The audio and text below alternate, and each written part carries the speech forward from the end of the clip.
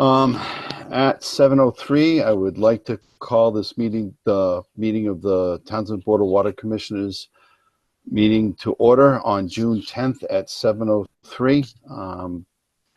The meeting place is 540 Main Street and online.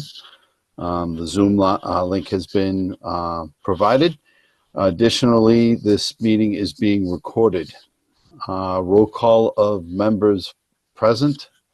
Todd Melanson, aye. Here. Nathan Madela, aye. Here. Jessica Funioli, here. All right. Could we have a roll call of citizens present, please?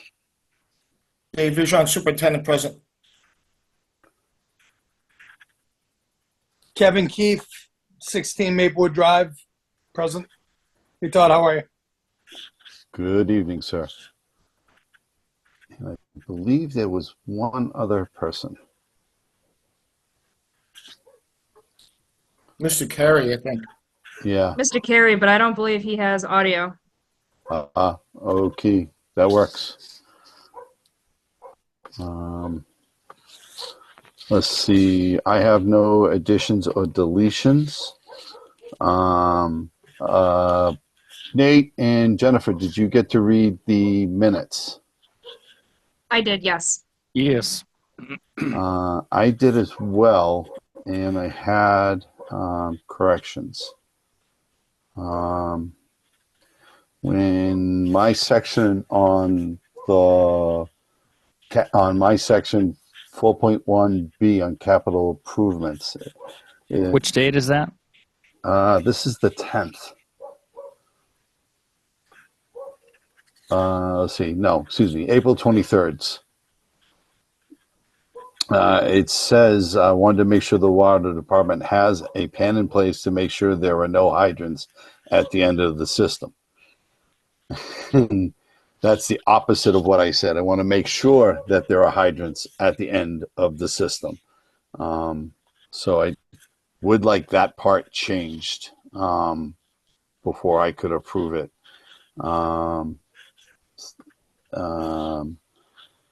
The other one, I completely screwed up on it. Just give me a second to review the second one because I stopped at the first one, and my bad.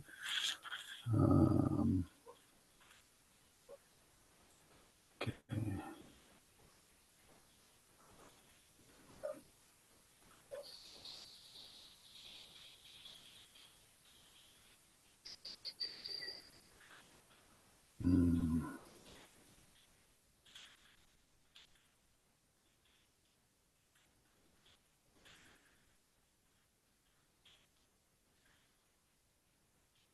Okay, the other one's fine.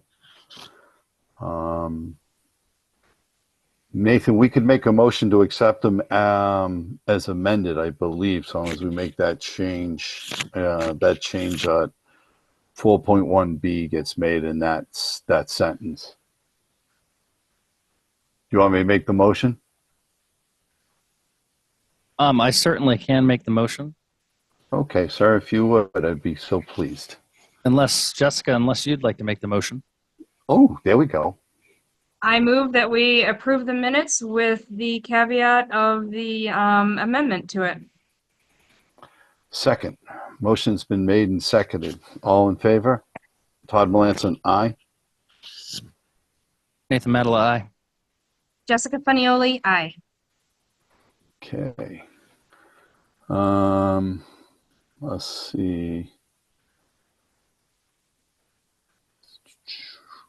I did not see any correspondence except for Dave in the meeting packet, so that can wait until, I would say, superintendent reports.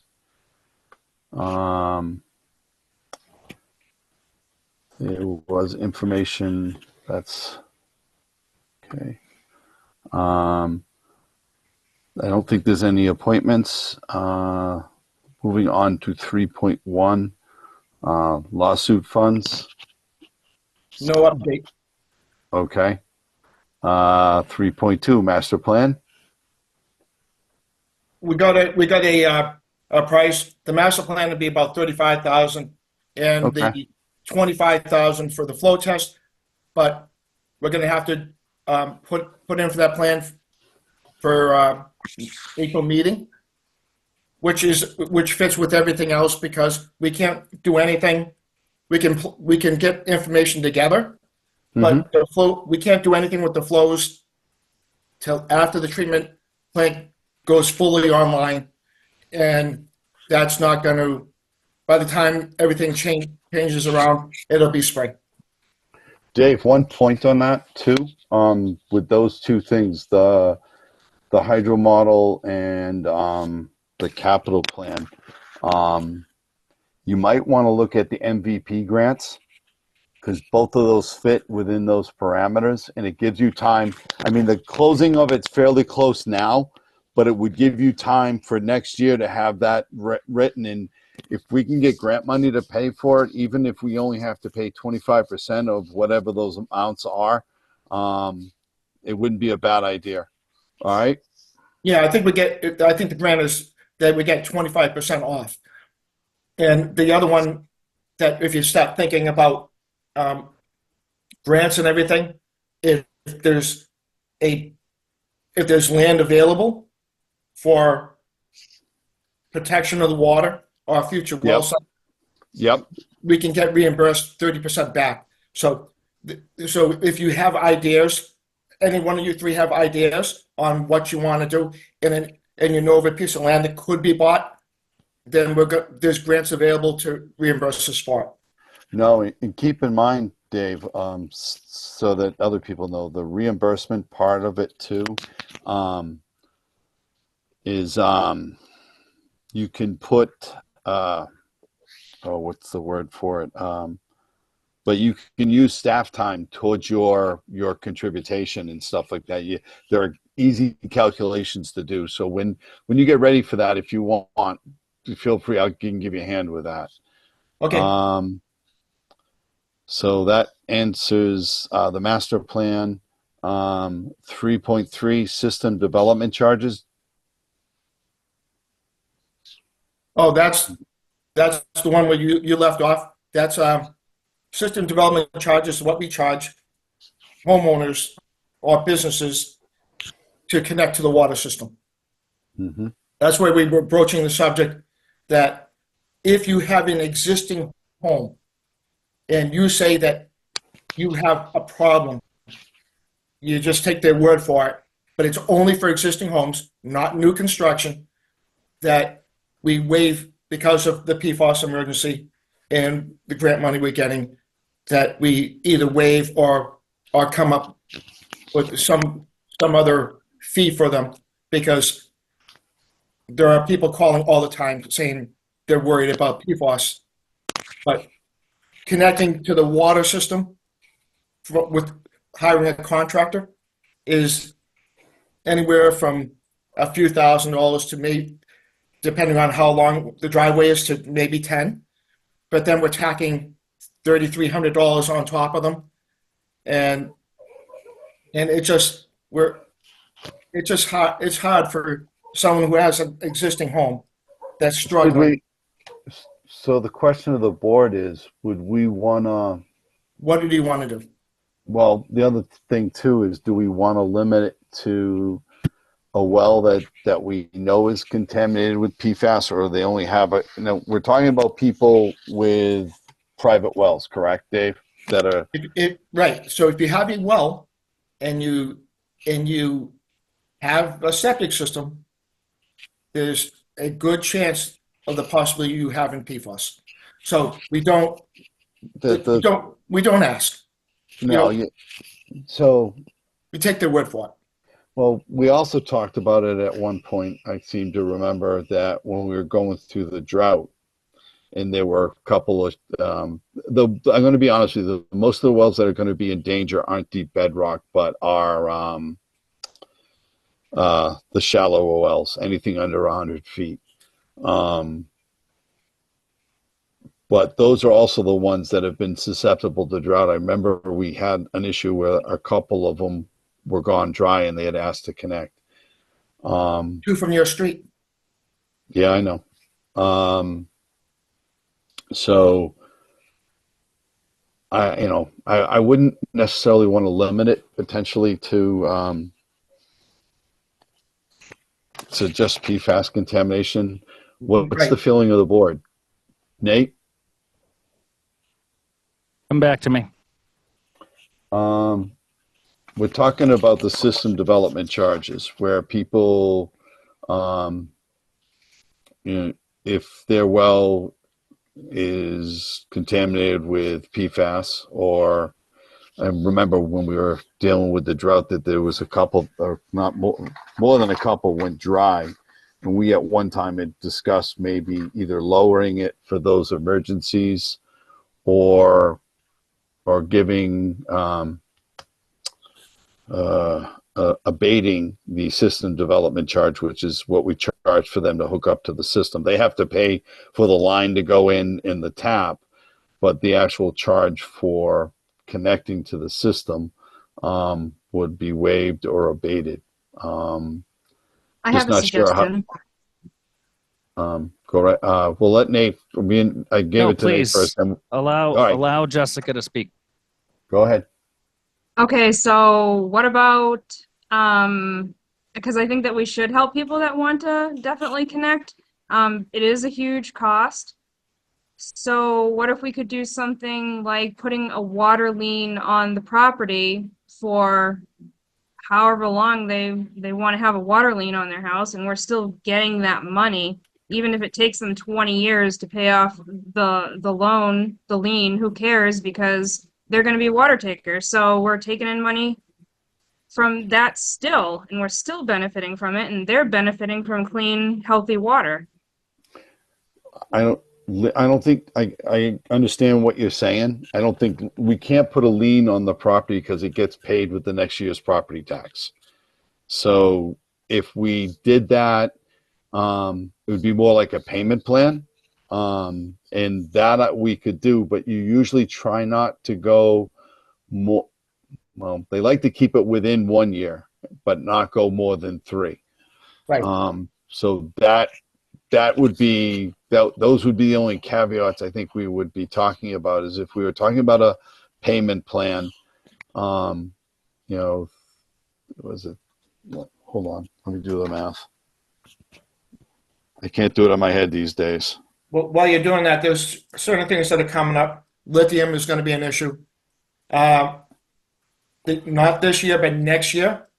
The EPA is coming down with testing of landfills, and that's going to make a huge difference. From what I was hearing, they weren't finding it all that much. It's 275 a month. I've seen different numbers. Okay. So if we did a 3-year payment plan, be $92 a month, in addition to whatever they had to pay for their water usage. And that's if we didn't abate some of it. We could have an emergency abatement policy for just label it contamination, or drought related, well going dry, where we could give a certain percentage off for an emergency and then put them on a payment plan. But even if they paid the whole thing, it would be $92 a month for a 3-month period. We could write up the stuff, the paper, have town council review it, make sure we got all our I's dotted and T's crossed, and do something of that. Is that what you were thinking, Jessica? Yeah, something like that to help people that, don't have, a few $1,000s extra where they're already doling out, possibly 10 or more grand. You kind of want to work with people, and I think that, it should be for existing homes. New homes should automatically hook up, like Dave had suggested. But for somebody who's on a really fixed income, which is like half the town, it seems like, doing that would be hard for them, and they deserve clean water too. And so anything that we can do to help people be able to get in the system, I'm totally for. Okay, let me answer one question and I'll grab you, Nate. The only thing I don't think every new home, I don't think we should say every new home needs to hook up, because there are places where we don't have water hookup.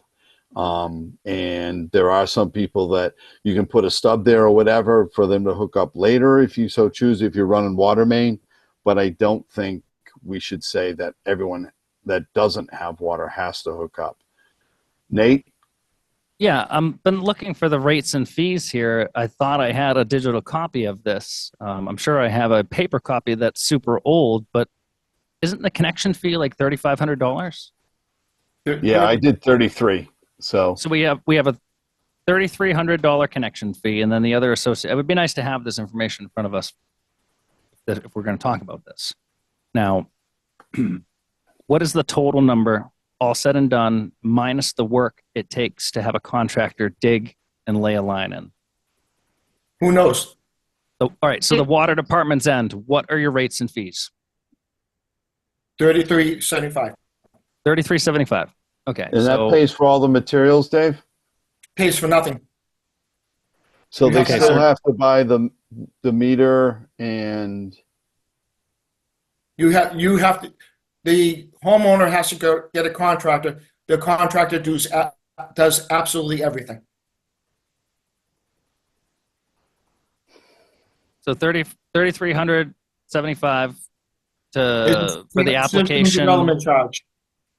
Your people install the meter. That's it. Right. Okay. And install the reader.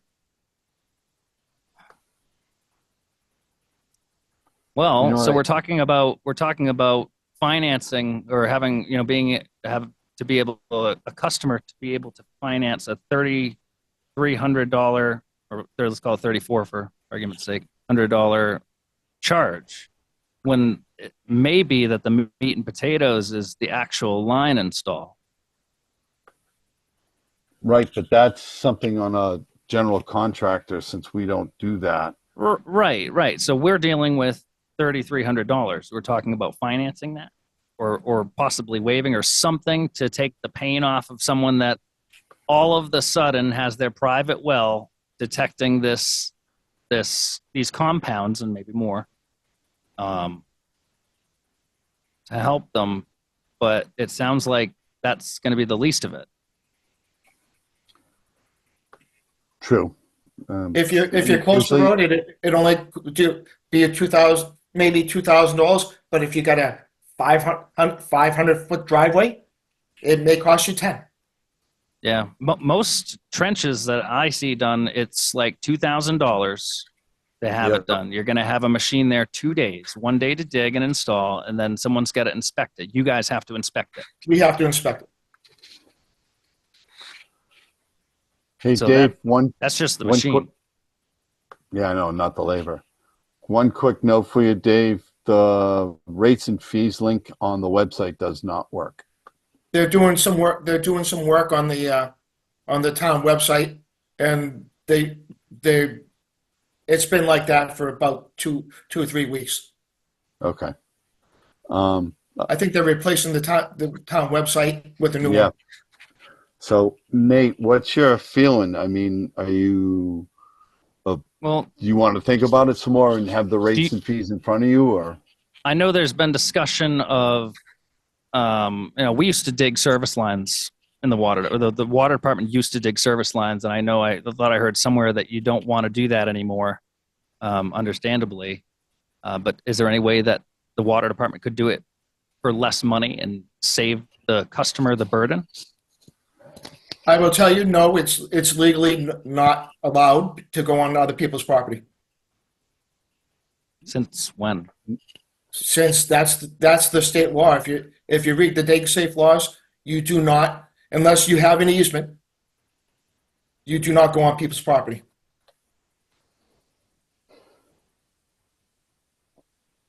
You're saying you do not go on people's property, but you're in people's property all the time. So what You're- specifically are you talking about? You're talking about They're digging.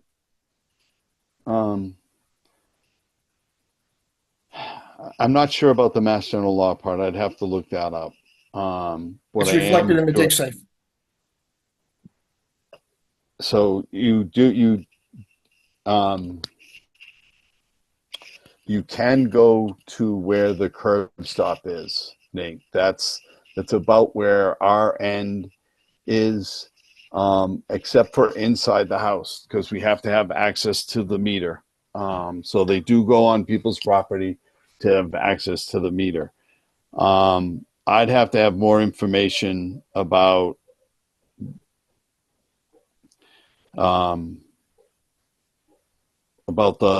Mass General Law about being able to dig on properties and stuff. There's a difference between municipal and utilities and things like that. So I'd want to, before I made any or said anything, I would want to look at that a little bit more. I'm trying to research it now and I can't call it up.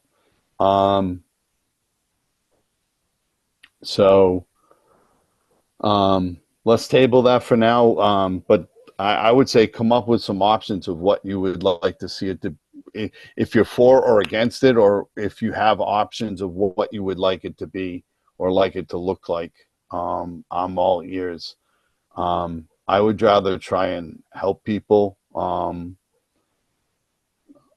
But we don't rely on those for if that was like a big part of our budget, Nate, I'd be more cautious about it. But where it's not as large of a part of our budget, I fully agree with no new houses, no new like housing development projects getting this sort of assistance. But whatever we put together would have to go before town council to make sure we haven't opened the barn door for everybody. I would want to make sure that it was worded correctly and things like that. But so why don't we table it again? Come around with what you guys think you would like it to look like. What you're willing to, and if you're not, that's fine too. Because everyone else in the community that has connected to it at one time or another paid these, albeit at different levels and different fee levels. But let's see what we come up with, and we'll Todd, go from there. Could Yes. could I give a little input? Just one sec. Yep. Next time, just raise your hand on the screen. I don't know how to do that. I don't. Down the bottom. Down the bottom? There's a raise hand feature on the bottom. There's a whole. Do you have that? No. It's right just to the right of the center. If you bring the arrow down towards the bottom, the thing on the bottom will pop up. All right, Kevin. In more. I got to hit more, and then it comes up. I see it. Yeah. Sorry. Okay. So That's all right. So what? So my understanding is that the connection fee is just for them just to be able to hook up to us. So Correct. with the easement, once the line has been installed, and I deal with a lot of the contractors that do it, usually it's, I think on average, probably about $2,500 is what a contractor will install from nuts to bolts. Except in some rare instances where you have a long driveway. But once we go and inspect that, we're assuming the responsibility not past the curb, but we gain access to the curb stop, the easement, and to be able to get into the meter once they're a customer. So once they actually tie in, we own the meter, the water department. So that's our rights to get onto the property. But before it's installed and before it is accepted and inspected, that's where the easement thing is the issue, where it's not our property. We don't have a right to be there until we accept it. Well, you don't necessarily have an easement because it's not written or deeded. To have an easement, So the curb stop is usually within the right of way of the community of the town, which is like 6 to 7 feet off the road. But an easement actually has to be deeded, and that no service connection is actually an easement. You have the right to inspect, you have the right to the property, to the meter, but you don't have an easement. Then That actually has that's to the be language, I think, all then, right. that we have the So- right to go on there once But it's you don't. ours. right. But then that's where the liability comes in, because if you don't have that easement and you dig it and something else happens, then the water department is responsible for it. Exactly. And we don't have the insurance rating or language to do that. So it does. That's where the tricky gets in. First of all, thank you for that. Yep. Back to my board members, I would say I would be in favor of tabling this until we have one, have the water rates in front of us so we can actually have some numbers, but come up with some legitimate options for us to consider. Kind of shooting from the hip isn't what I like to do, especially if we're talking about it. The betterment fee isn't just a fee to collect. It is supposed to help pay for the impact these new additions have on the system over the long term. And that's why they're there.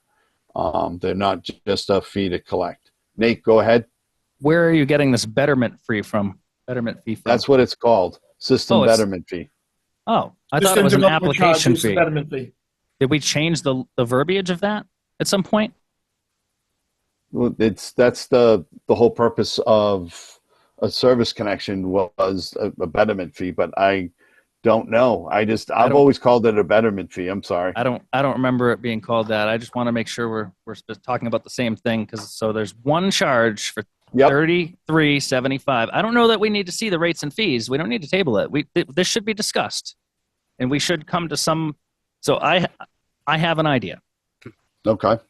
and it may be kind of complex in the wording, but and I think you or someone already touched on this, is that if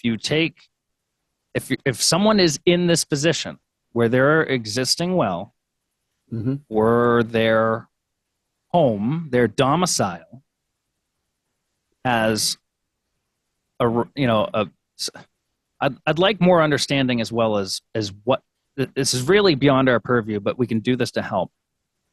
So what are they going to be incurring upon whatever agency this is that's telling them, hey, stop drinking your private well water. You're not allowed to drink it anymore. You have to get some other source of water.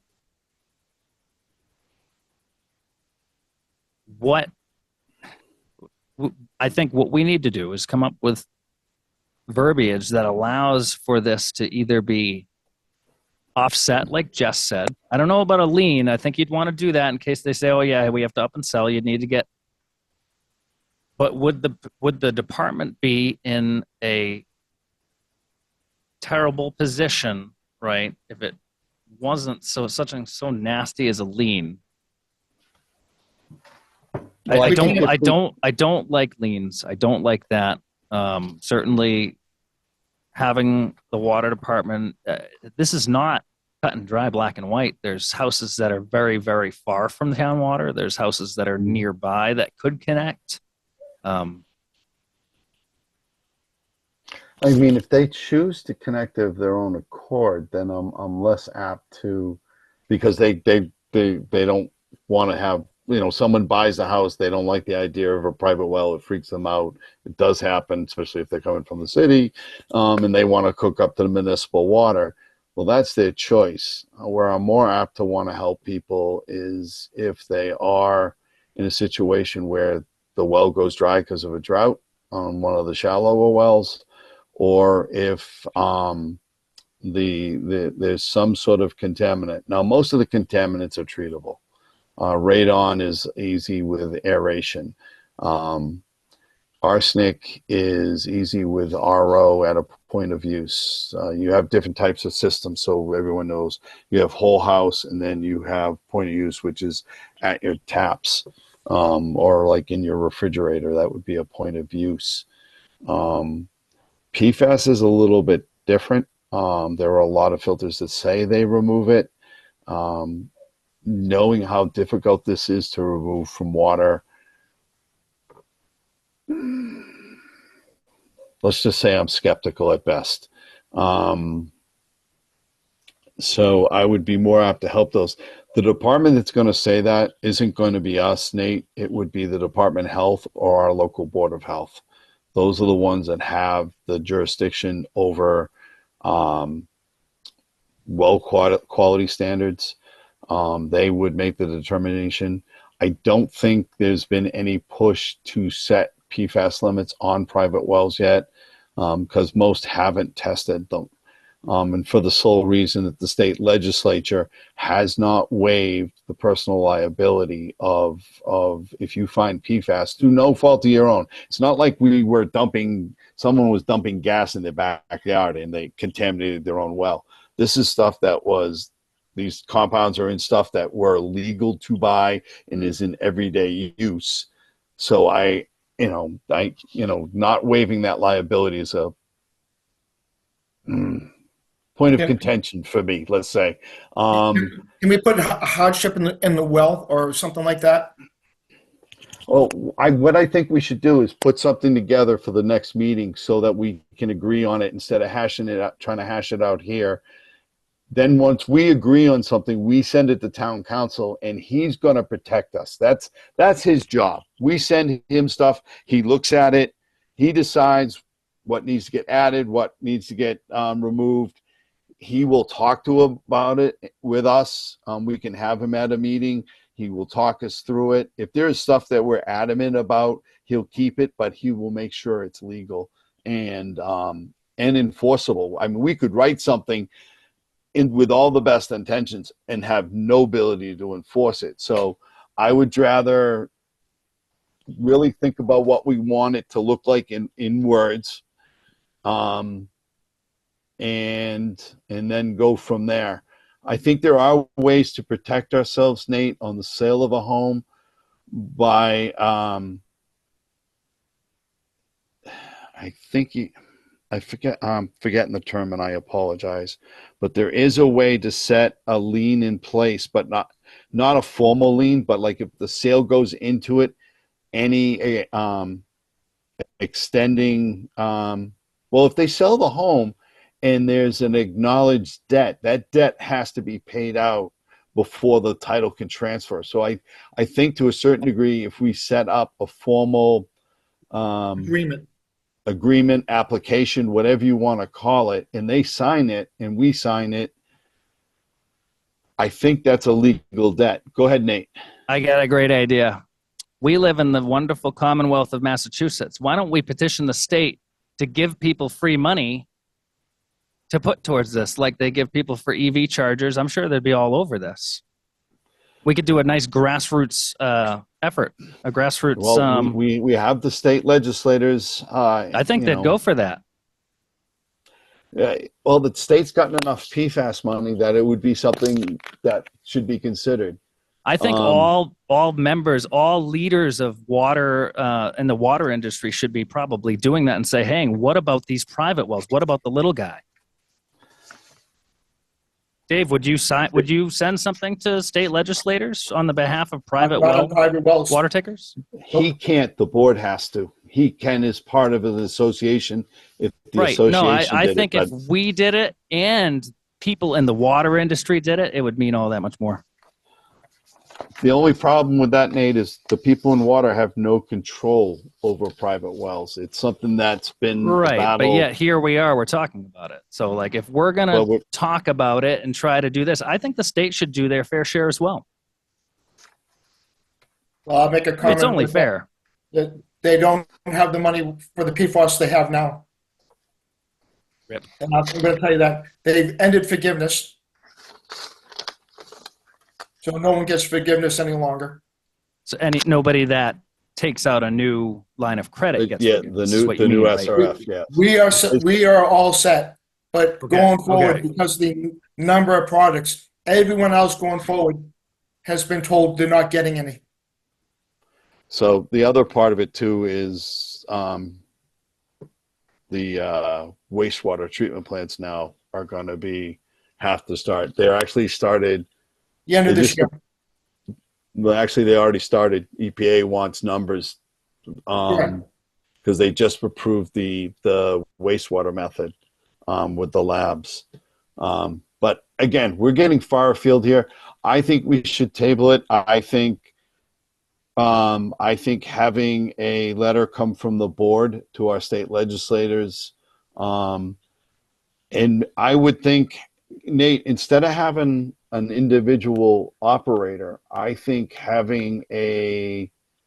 if we put a letter together and then send it to the Board of Health to co-sign, to Planning Board to co-sign, and start to talk to the town administrators of our other communities that have wells that have the same potential, that have the same amount of problems. Ashby, they have no municipal water. They're not going to have the option to do that. Maybe we could get some traction where more than just one state legislator is bringing that forward. So Nate, I actually think your letter idea is a phenomenal idea. Let's just hope it Um, doesn't go over like Swimmy, where they kind of boilerplate loop everybody in the same boat. True. I'll give you that one. I fought the good fight on that one, Nate. All right. Are we in agreement? We table it until we have something better in writing, to have some options to choose from, in addition to the letter. I think that is an outstanding idea. But I also think, to be honest with you, that one would be far away. It usually takes 2 or 3 times, and you're looking probably at 3 to 4 years, where some of the people we're looking at now are looking at these things now.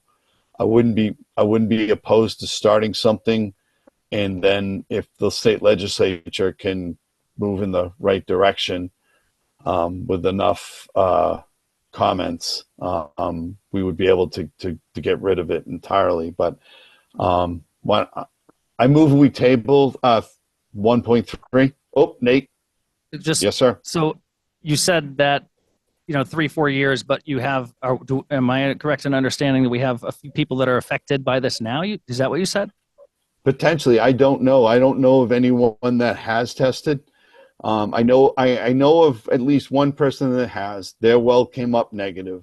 They had there was some family issues and stuff, and they, with pets and whatever, and they just wanted to make sure it wasn't PFAS. They actually had reached out to me of labs that I could recommend, and they were kind enough to let me know that they actually came back with none. They had a deep bedrock well. But there is always going to be especially where we're septic. We do have older, shallower wells, the old what they call wash wells and stuff like that. One caveat I would make on the well, they would have to be connected to us already. Never mind. Yeah,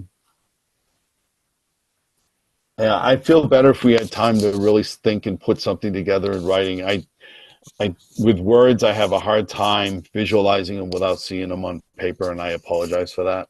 But I think shooting from the cuff on something like this that we're going to send to town council, I'd rather have time to really think it through, and have us really go through it. And so I'd like to table it until next meeting. I can second that. All right. Motion to table has been seconded. Roll call vote. Todd Melanson, aye. Nathan Madela, aye. Jessica Funioli, aye.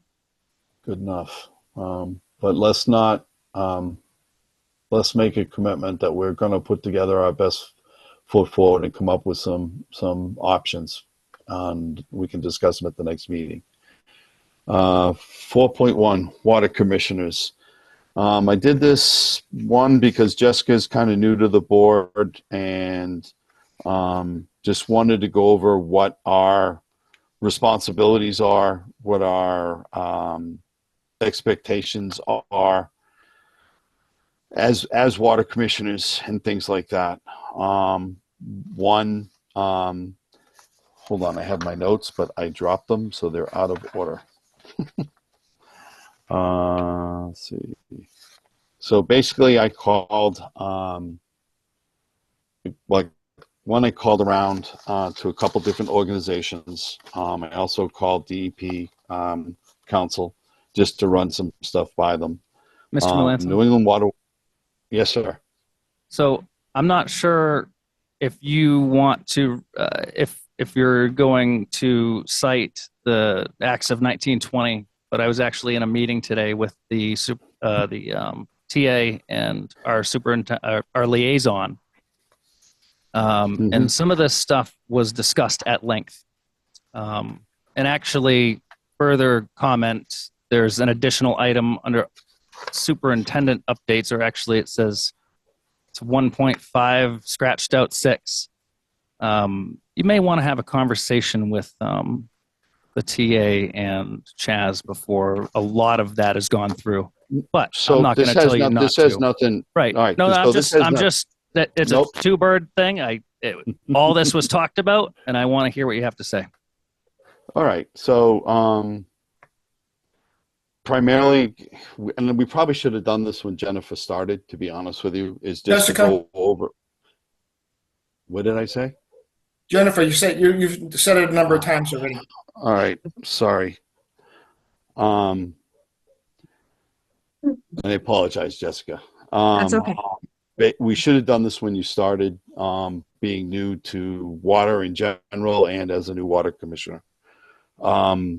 There is a handbook that was put out many years ago that is in the process of being updated. It kind of jumbled all different types of water utilities together. Some of it applied to smaller ones, not to older ones. Labor issues didn't get into it. So basically, I culled down what everyone expects, I guess, of a water commissioner, what their primary duties and focus should be, where the line kind of is, that we're more of a team with the primary operator / superintendent. Some places don't have superintendents. They're not large enough. They'll just have a primary operator. Those are the small systems and things like that. Things under, I want to say, 1,000 connections. I think it's 1,000, 10,000, and then anything above 50,000 is considered an ultra large system. Primarily, you're charged with helping to protect the public health by making sure you're giving the resources to maintain compliance, taking actions if there is a consent order, following those. The consent order get attached to us, to the board. Any failure or negligence that causes a failure of the regulations falls on the operator's license. Anything, but that's where a consent order from DEP would come. That would be directed at us as the board and the town, so to speak. Your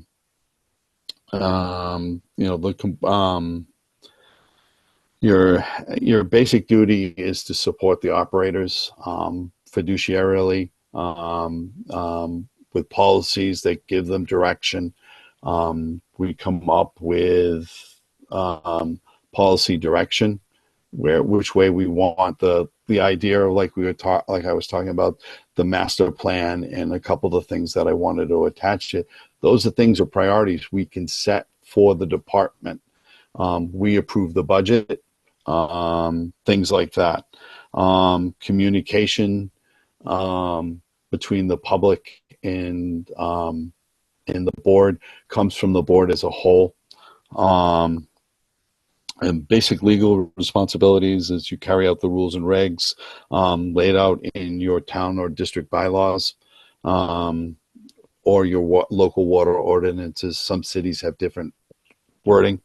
You ensure your system is being operated in compliance with all the federal, state, and local laws.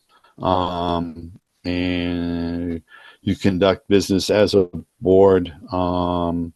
You see all you need to be able to see all the records, make sure they're maintained and put forth correctly. You have a fiduciary responsibility to make sure that the system is sustainable, and that includes reviewing rates, The old one said that you should fully charge for water. No system fully charges for the full cost of the water. You do it with a balance of making it economically sustainable for your community, but you do what needs to be done. We did the rate study when we get ready to build the plant, and that required us to raise the rates to be able to meet those requirements. We have, and it's why we continue to look at it every year and make sure we can do what we need to do coming forward. It requires you to plan, be able to plan for the future. Let's see.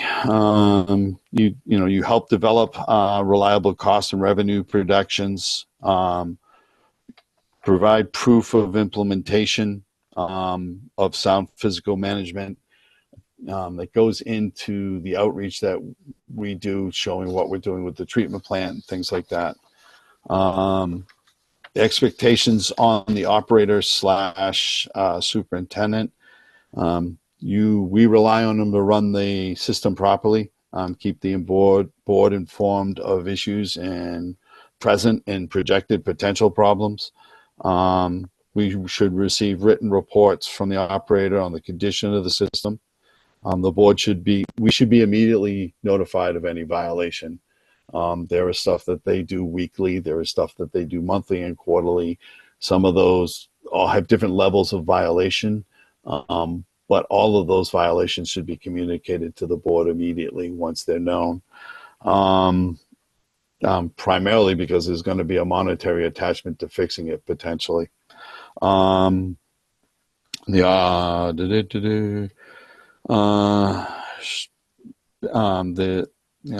an expectation of continuous communication with us, with the community, by holding regular meetings. There's an expectation the operator should notify the board and staff well in advance of any maintenance or treatment changes that could result in customer complaints.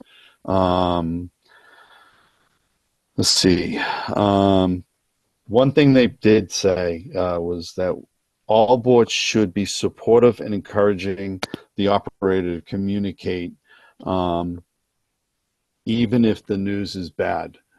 Too many boards have discouraged operators in the past, and I've never seen it here, to be honest with you, but should never be discouraged from bringing bad news forward, because the sooner you take care of it, the less it costs you in the long run.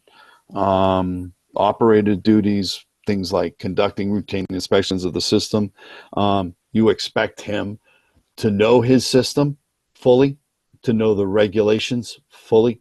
Those are non-conditional expectations on the operator. He has supervisory authority over personnel and making emergency decisions. You charge him with overseeing all the chemical monitoring, any of the regulatory testing, and report those results both to the state and us. Let's see.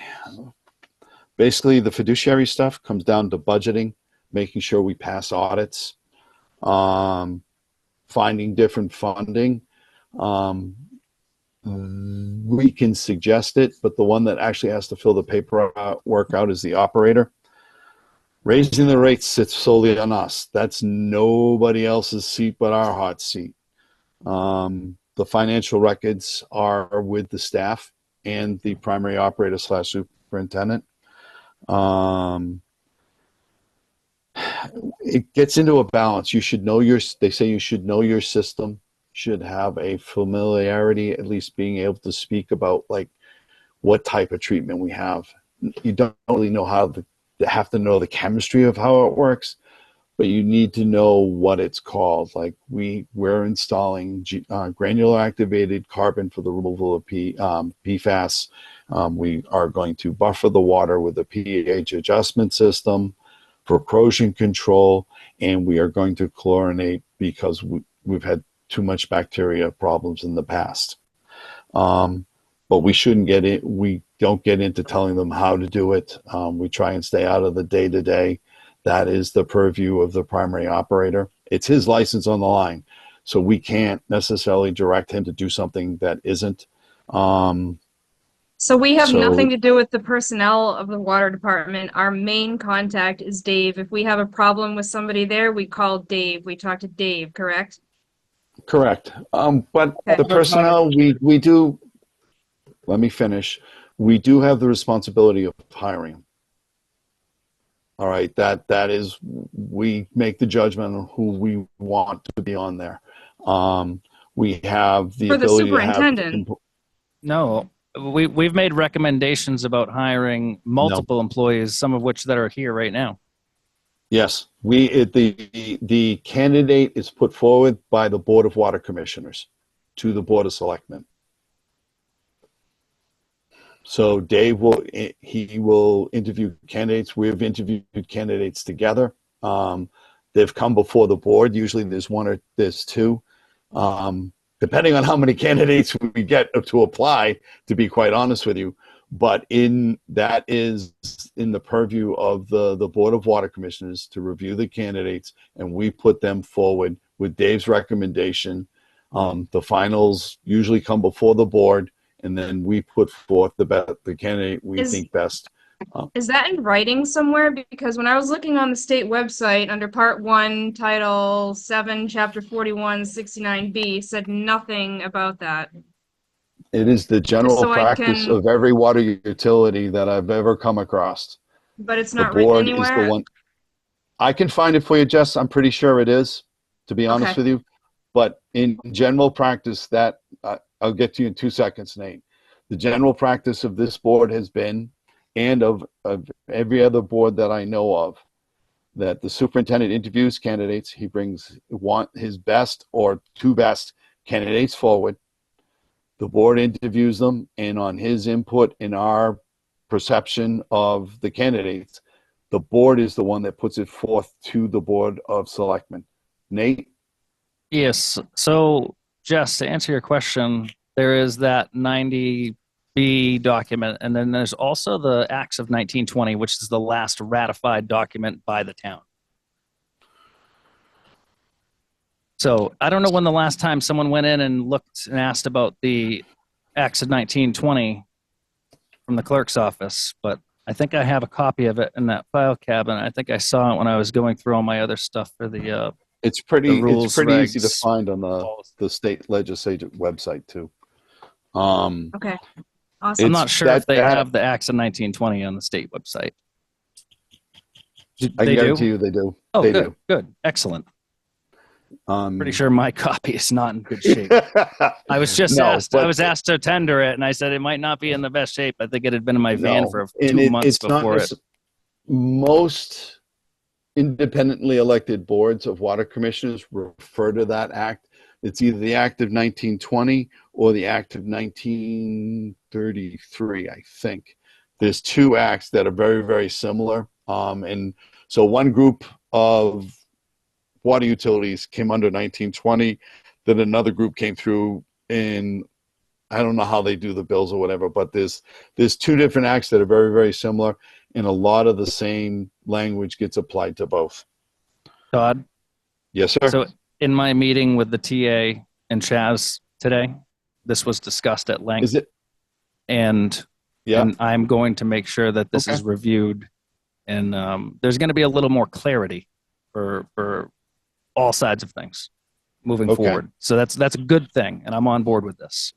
Okay. I just wanted to make sure that someone didn't say anything that was preemptive. That was No, it was more just for me. I felt bad that I didn't do it when Jess first started, so we have a little bit of clarity on duties, responsibilities, and stuff like that. okay. So that is that. I don't think we need any more on. There's nothing for me on that. The liaison is Oh, not. point of order, here. Mr. Commissioner. Yes, sir. Sorry, Mr. Chairman. I Yep. have an update and report. Okay. I was approached by a citizen. Actually, they called. Mhm. Okay, and we got a pretty darn positive report for the guys, and I want to give a huge round of applause for, I believe, I don't know who was on the crew, but the are we allowed to mention names in a positive light? Yes. Okay, good. Just not a negative one, right? Yep. Okay, perfect. So I believe our competent person, Kevin, I think. Yes, anybody? Yes. That is correct. Okay, perfect. Yep. That's in line with what I saw too. So, a resident had their curb stop dug up and replaced or exercised, and so it was able to function. And she was super happy. She made sure to reach out to me and say, "Hey, you need to make sure that you praise them during the meeting." And I'm doing it. And I'll tell you what, I'm going to go one step further than that, because I saw the very next day this exact thing happening, and I want to be specific. Okay, the competent person was doing their job and looking at the person in the trench. Now, our boards come from great lengths as far as safety, and safety is paramount. We got a trench box. That was another big achievement. We didn't have a trench box before. We got a nice lightweight trench box. Heck yeah. This person said, hold on, ma'am. Let me put the hand out like she did. Hold on, ma'am. I need to keep my eye on this person. And the eyes were glued. She said, the eyes were glued to that person in the trench. And so this customer took great notice of this and reported that to me and said, you must bring this up in a meeting. I said, absolutely, I will do this. But furthermore, the next day, I'm driving down the road and I see exactly to the T of every detail of what she described on Brookline Street. And I want to give a round of applause for those employees for keeping everybody safe and doing the job as they're doing it. So, good job. Thank you, Nate. Attaboy. I appreciate it. It's the water world is Thank you, Kevin. a lot of yeah. Thank you, Kevin. Thank you, the crew. Yeah, thanks, Um, everybody. I don't appreciate think it. people- Thank you. I don't think people realize how dangerous the work that they do is. I have the unfortunate experience of knowing how actually dangerous it is. Kevin, thank you for keeping our people safe. The division of, they've hit a bunch of people for not doing things the way they should. So I do appreciate that side of it. So We thank got you for bringing it we to got the a great- attention. We got a great crew, and No, they're family. We work as family. We do everything together. We communicate.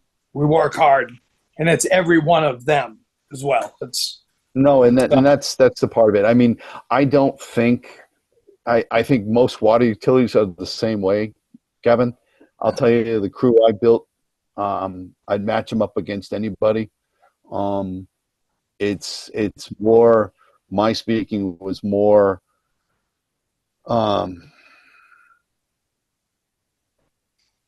just on how actual dangerous it is, and how a lot of people don't realize it and take a lot of what we do or what you guys do for granted. But most crews are the same way. They're, we're with the crews more than we are our family sometimes. So there is that aspect of it. So Kevin, thank you. Did you go to the competent person training that DSL? Yes. Yeah. So that was a good training, to be honest with you. Just for you know, so everyone knows. all our workers have gone to except for one. And Dave, they'll do it next year. Dave, do me a favor. Yeah. Wait for me to recognize before you speak over me. All All right. right. What I was going to say is DSL has been offering a lot of, they don't get credits for it towards their licenses or anything like that, but there's been a lot of free training primarily on workplace safety, especially on the roads, in the trenches, And I know a lot of utilities have been taking advantage of it. The last couple have been, some of them you just get the bad instructor and it doesn't go over well. They've done a good job of getting some really, I hate to say the word, competent people that are competent instructors to that really bring it home so that people understand it and pay attention. So enough said on that. So we, again, 5.1, we have no liaison. 6.1 superintendent reports. So I Okay. will let, You ready? go ahead. Yes, If you sir. notice the last update on Facebook, I started including other things because eventually I want that to morph as a system update every month when the building's finished. Okay. Would system or like projects update or just system update? Anything going on, like if it's something major projects, so people know what we're doing. Okay. So like the Lunenburg Road with the survey, it was on there because people are going to see markings in the street. Yep. So it's better to tell people what you're doing than to have them call and surprised. Dave, can I ask a question speaking about upcoming projects and markouts? Yep. Are you doing the LCR at the curb stop? The lead and copper Lead and copper, survey? we're doing it in the house Okay. All right. because that's the only way we can't that's the only thing we can control. Otherwise, Yeah, you have to you don't have see, we have a vac truck, so it's real easy just for us to suck it. So yeah, I get that. All right. I was just So curious. I thought we had a vac truck as well now, or a vacuum trailer we have. It's a gate exercising. It's It has So- that capability on there, but not to a big extent. yeah, to do the kind of potholing that we're talking about is you need the full vac truck because you actually need. Does the gate exerciser have water with it, Dave? Yes, Okay. it's limited. Yeah, but I mean, most of the vac trucks, they're probably anywhere from 5 to 8 cubic yards of soil storage with anywhere from 200 to 500 gallons of water, where the vac trucks are probably, what is it, a half a yard, Dave, that they can store in the container? What, for the big ones? No, for the gate exerciser. The one we got? Yeah. How many? Probably about that. Yeah, and then it's probably only got maybe what, 50 gallons of water? 300. 300. Okay. That actually surprises me. We did an upgrade. Is Nate frozen or is it me? Do I look frozen? Oh, Nope. there you go. Okay. You were all right. Then it's my computer. But no, to actually do it, you'd have to go. So, all right. I'm all up. Dave, any sort of communication with the public, I'm all for. All right. Right. Continue, As please. long, can I add something to that, Mr. Chairman? Most certainly, sir. As long as it doesn't violate the social media policy that you've signed, if you've signed. it. Correct. So like the doing the project updates on the treatment plant and things like that, individuals can't. It has to be done as the department. It's not as Nate mentioned, social media policy. You can't make comments about politics or anything like that. One of the things that just kind of popped into my head that we could do on that in regards to communicating, and it has to do with what Nate brought up. Highlighting a staff member. A lot of these people don't realize their background, their licenses, and I first asked them if they were comfortable doing it, but bringing to light what they do, especially as we get into the plant, a lot of people here have never seen or heard of a plant. So if the staff were comfortable with it, maybe highlighting an employee once a quarter or something. And as we go around the staff, the town gets to know them and know what they do. But that just kind of your acclamation for the staff, Nate, is kind of what made me pop into my head. Go ahead, sir. I want to echo what you're saying, but I want to make sure that we do it in a legal way, and as to not violate any sort of contract. Understood. We'll do so. Again, a lot of the stuff we suggest would, go before the TA. He should know it, and if he doesn't, town council would. Dave, you raised your hand. Yes. Yeah, it is, the only thing we can put on is something in an informative manner, like informing the public if there's going to be discolored water, if there's going to be construction, it has to be informative. To be Now, honest, you talking about social media or social media. Okay, then we need to. I know a lot of places. And Here's something to throw up against the wall. right. Instead of just the CCR, why don't we have a water department newsletter? You could do something like that. Maybe we bring in the school so kids get an idea of what it's like to edit something. Maybe give it to them to produce. That's just something throwing it up against the wall, but it would tie in. It would, you could do stuff like that. Highlight a staff member. Again, we would have to run this by them to make sure they were comfortable with it. We have one present. Kevin, do you mind clicking on for a sec? Yeah, sure.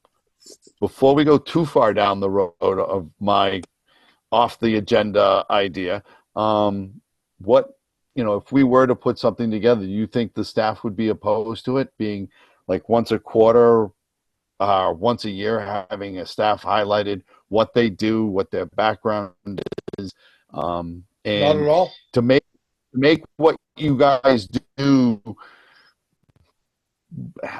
There's a lot of people like me that need to see it in writing or have it put before them instead of just being told. So I mean, we have the interns. We'd probably ask the whole. We have the interns that, we've shown, every step of the process, including digs to chemical feed we've taught them everything. No, and that's great. But for the more general public, I just want them to have a really good concept.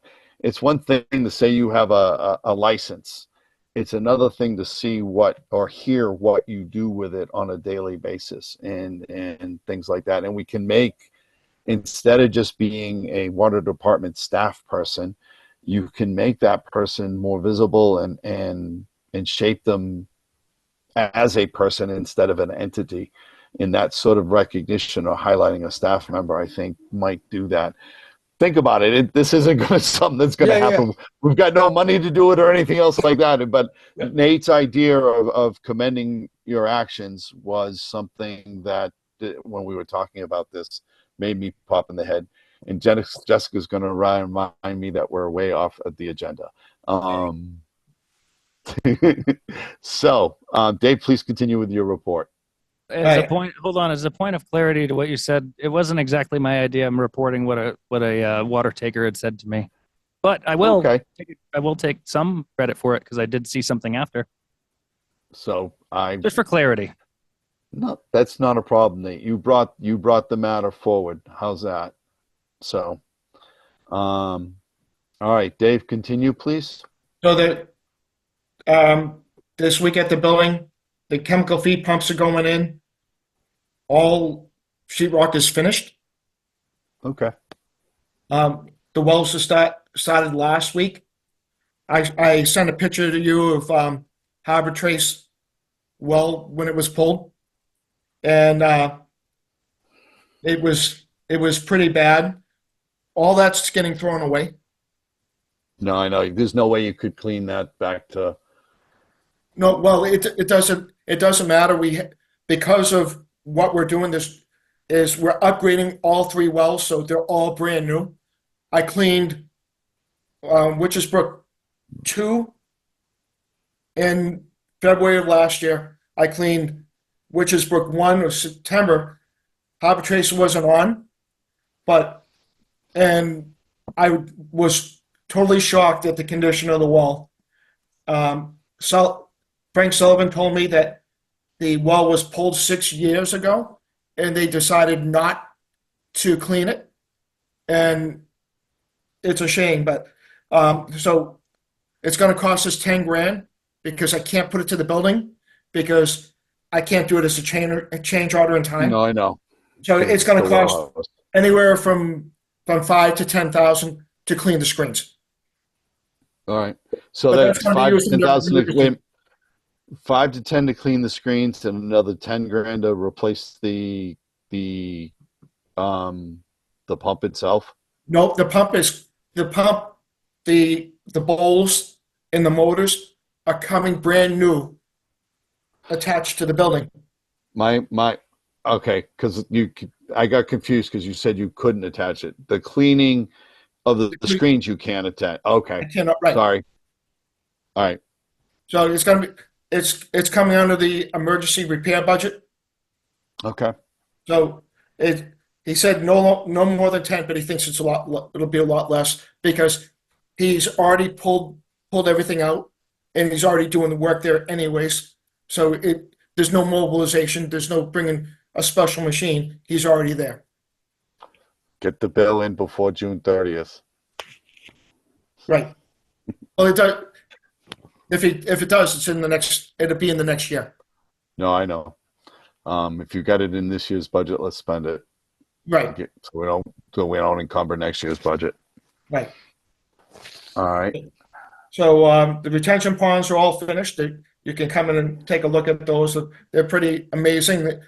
There's 3 retention ponds, one to catch large cement, one to catch the fines, and the last one is a bio-retention pond. So they're going to be planting plants on there to eat whatever is ever in the runoff water. The SCADA project, Dave, have they finished the grading? The for the ground. retention ponds, and no, the grading. Right now, we're waiting. So they've already put the stormwater basins and collection system in as well? Yes. Okay. And right now, we're waiting for the electrician to finish his conduits. Okay. And then they're going to be paving probably the end of this month or the beginning of next month. So they're going to put the base coat on, and then they're going to be planting trees sometime this summer for the screen for the neighbors. The retention ponds, water. So the water line will be doing their final connections on Emery in the next 2 weeks. The SCADA project will be completed this week on Thursday. Main Street and Cross Street chemical feed upgrades are being worked on now, and we have almost everything in place. Lunenburg tank survey's done. There's going to be some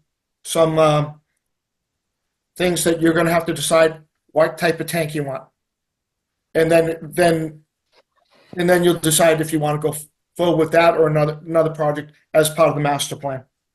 One thing, Dave, on that. Yep. I know what type of tanks are out there. Well, there's I don't think Jessica does. What I would say for the next meeting, in Add your it to the packet, agenda.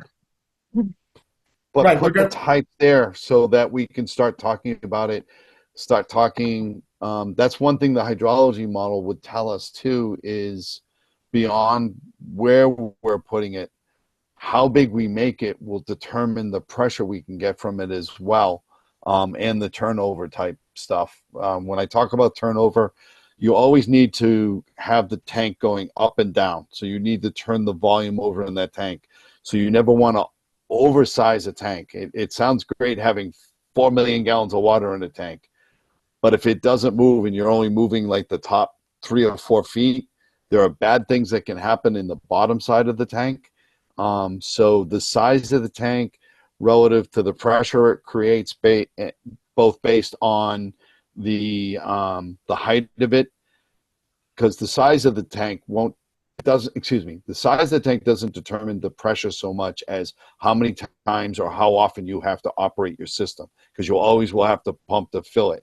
So you would like anywhere from 10% to 25% of the tank to turn over on a daily, if not like an every 3 day. So that would be something that the engineers would recommend to us. But the types of tanks are out there. You have cement tanks. You have there are now metal tanks that have a glass lining to them. There are aquaspheres. They kind of look like golf balls on a tee, but they're a little bit higher. So these are all things that we should go into. They're going to be different. They all have their positive and their negatives. So, Dave, when you put that forward, if in the literature, if you can bring forth the positive negatives, I kind of know where I would want to go, but I'm not going to say it because I want them to come to their own conclusions and things like that. Let me finish and I'll recognize you in a second, Dave. So having the different types of tanks presented to Jessica and Nate, I think would be fair. Go ahead, Dave. All right, so we know right now if you max out every house that's up there, it's right around 1,200 people. If you add the MBTA in the future, it'll be about 15. So we know that it's 12 to 1,500 for max. It's got to be at least 80 feet high because the house next door, because you have to have a certain pressure. So it's dictated by the house next door. So it won't be concrete. It won't be a stand. It won't be a stand tank. It will be a. Would that be the only house, Dave, affected? Because I mean, we've required booster pumps before that would boost the pressure individually. Except that we have to offer a minimum, the minimum of 20. We have to offer 20. You to don't think to the top floor. So that's what's going to dictate. I'd rather see it. I don't want to build something 80 feet tall. I'll be honest with you. I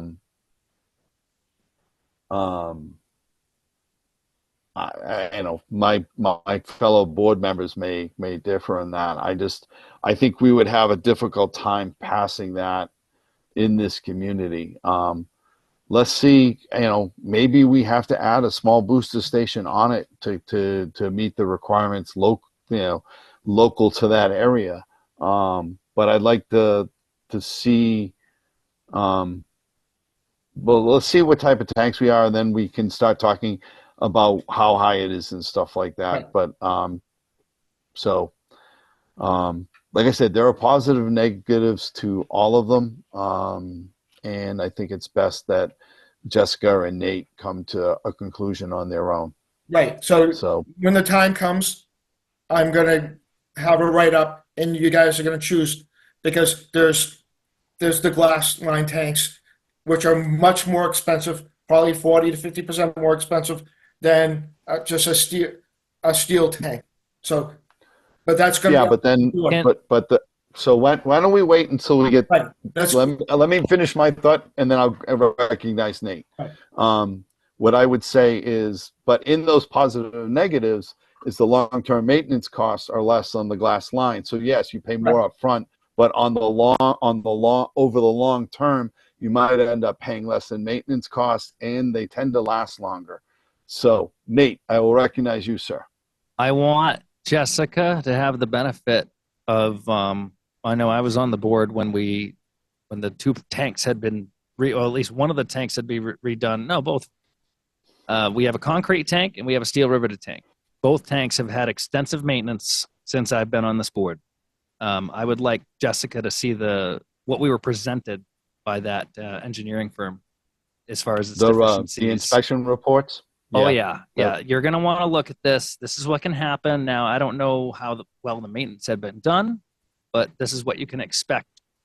Towards like before you get to end of life or run to failure, as it were. It wasn't pretty. No, and it's the inside. Listen, nobody in the world wants to see the inside of a pipe, and no one wants to see the inside of a tank. They're pretty similar, especially in our water. A lot of what you're gonna see is due to the fact that we weren't chlorinating on a regular basis. So there are certain things that happen or can happen in a system. Also, it gets into, like I said, the size of the tank determines what happens in the tank, and how much the height of it is going to determine how often it has to turn over and how you turn it over. So a lot of that will be determined by both the engineers who are going to site and site it up and stuff like that. But there are maintenance considerations and things like that. So there are different options and components. They all, like Dave mentioned, have costs associated with them. So we also have to balance what we can afford. I would love to have a Land Rover of a storage tank, but I don't think that's something we can afford. But if we look at the long-term costs versus we're not talking a 7 million gallon tank or what have you. Dave, what are Fitchburg and Highland tanks? What are their volumes? Fitchburg is a 500,000. We're talking with this one, it's more than likely going to be 300,000 for the amount of residents we're talking about. So an Aquasphere, Dave, would probably give you better. Listen, I'm going to shut up right now. We're gonna get Jessica and Nate need to come to conclusions. Right. I like talking about this way too much. Our meeting's gone on far too long. For that reason, I will. All right, continue with your report. I'm gonna get back to it. I'm just giving you a heads up that this is a decision, and if you want to start reading about it, that's okay. But I'm giving you a heads up that this is going to happen sometime this summer. Will we have to make a decision this summer, Dave? No, this is going to go into the master plan. Okay. What I was thinking is, do we have a utility membership to New England Waterworks? We have one for everybody. Individual or utility? We have New England Waterworks, Mass Waterworks, Mass Rural Water because we're under 10,000, and AWWA. Okay, but they're utility memberships, right? Correct. Okay. And I have a Mass one besides. Okay. My suggestion to Nate and Jessica, at my invitation, to come to New England Waterworks conference in April next year. They have it every week, the first week of April every year. The biggest part of that is the exposition. You don't have to go to the classes. You don't need credits, and you really don't want to sit through those. You think, I'm boring? Never mind. But they have really good examples of everything we're talking about. The vendors are there, the different tank companies there, things like that. I think it would be a little bit eye-opening for you to see this if you had the time. That's all I'm suggesting.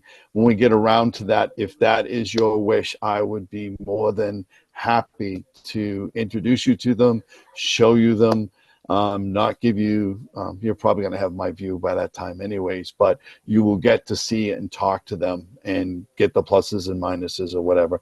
Keep in mind they are salespeople, so they will always give the best light to their product and not necessarily the other one. But I think that might help you, and to see all the different types of technologies and things that are out there. So that is always an option. The department can take care of that because you, as a utility member, it's already paid for, and we can send as many people as we like. That being said, Dave, you take over again, please. Okay, the next thing is meter exchange. We'll be at 1,000 this month, the first 1,000 customers, which is we'll be at 50% by this October. Okay. Little note, older water meters have lead in them. Well, any percentage of brass is going to have some lead. It's, right, but it's the how older much is in the meters wood. Have more. Yep. Have much more. And of course, they're coming out with the 14th of October is they're coming down on lead which is lead service lines, and we're doing the inspections also. Dave, do you have anything that I think might be a lead gooseneck? We haven't seen any yet. But Okay. What part is the gooseneck? Attaches to the. Yeah, back in the time where you were using materials that were less than supple, lead, you could make what is called the lead gooseneck. It would come down and bend around, and then you could make your connection. Where most of our community is young enough in building sense that those aren't going to be very common if still in use. So, but I was just curious. Right. So right now, water usage is up 90% from winter. This is a problem for last year. That most communities around us had horrible revenue stream, and we're going to be all right because we really slowed down our spending, and we're going to take in about $1 million less, but we're going to be about $1.5 million to $2 million. We're going to take in about $100,000 less, but we're going to be about $150,000 to $200,000 under budget. So we're going to be okay. You go to Pepperell, they had to get $300 from free cash to make up their budget for this year. Did you say 300? 300. Yeah. 300,000. Oh, 300. Because it was such a wet summer that a lot of utility. I'll go you one step further, Dave. I think it's our planning in maintaining the rate structure. You know, as hard as it's been, and it has not been an easy decision, but those rate increases, the smaller ones, as we've kept going, I think has kept us above the curve. If you look at utilities that haven't done rate increases, those are the ones that are really fallen by the short. And it's an easier path to go, not raising the rates. And I'm sorry, my glasses are driving me nuts. I sat on them and they're bent, and they make me look like I'm crooked. ADA kicking in. But I would say that that and decreasing, controlling our spending has been a large part of why he's not wrong. There are a lot of water utilities where they budget to rely on their summer usage to pay their budget, to fill up their budget. And I don't think we necessarily do that. We may have at one point, but that puts you at a severe disadvantage should you have a drought and the state tells you can't use water. Or if you have a really wet summer like we did. We had more rain. If you look at some of the ground water monitoring wells and stream gauges, last summer was well above the norm or the median on both accounts. All right, Dave, sorry. Again, we're okay, but other towns are getting money from that. And there are 2 towns that are putting rate increases, supplemental rate increases that are temporary to make up that revenue, which is They're really making temporary rate changes, Dave? Yep, 6 months. Surcharge. Okay. They're putting a surcharge All on. right. That's different than a rate. I didn't think you could make a temporary rate. All right. No, they're putting surcharges on to make up that revenue. All right. I presented the maintenance plan for the next 8 years. It's very fluid. If you have any ideas that you want to put on it, then please do. But these are budgetable. These are in budget items. They're Can you hold on 1 second, Dave, please? oh.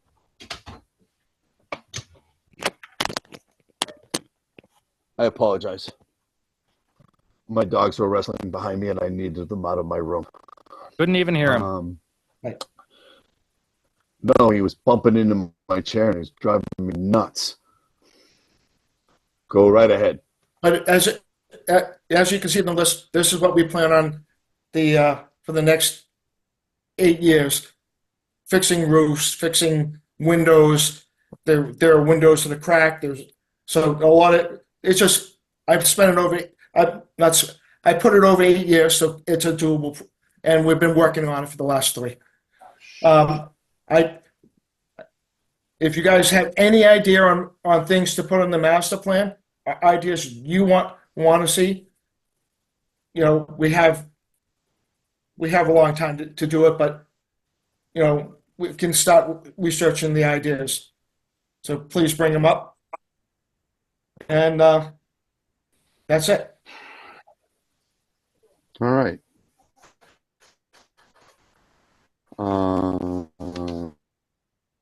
Already. Hey, bear with me. My connection's gotten really slow. I can hear it. Well, you look All like right. the $6 million man, going really slow. Well, let's not jinx it before we lose our chairman. Yeah. Somebody's streaming Netflix. He lives in West Townsend. What do you want me to say? Throw in the shade. Throw in the shade. I lost my agenda. Oh, In my Schedule the next meeting. what? Oh. All right, let me schedule the next meeting. Well, what the hell? I'm showing the next meeting would be, wait a minute, would be July 8th. All right. Hold on. Bear with me. Let's see.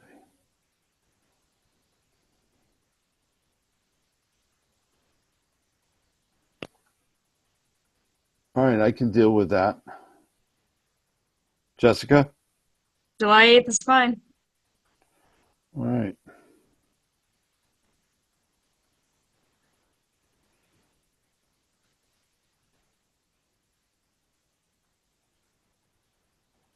All right. All right. That being Mr. settled. Mr. Can Chairman? you read the... Yes, sir. Oh, I don't want to, I was going to make a motion to move stuff out of, review stuff out of session. Am I premature? Nope, you are not premature. Okay. This is the last time I'm going to do this, Jess. Unless you want to give it a whack again. You want to do this Be one? my guest. All right, I'm going to do it. This is my last. This is likely my last time ever I will do this, okay? Mr. Chairman, I move that we review monthly abatements and adjustment lists, review and approve end of month reports, and sign reports and weekly bills, payable warrants out of session. Second. Second. Nope. Motion has been made and seconded. Roll call vote. Todd Melanson. Aye. Nathan Madela, aye. Jessica Funioli, aye. All right. We are all set and done. I will make a motion to adjourn the meeting. Second.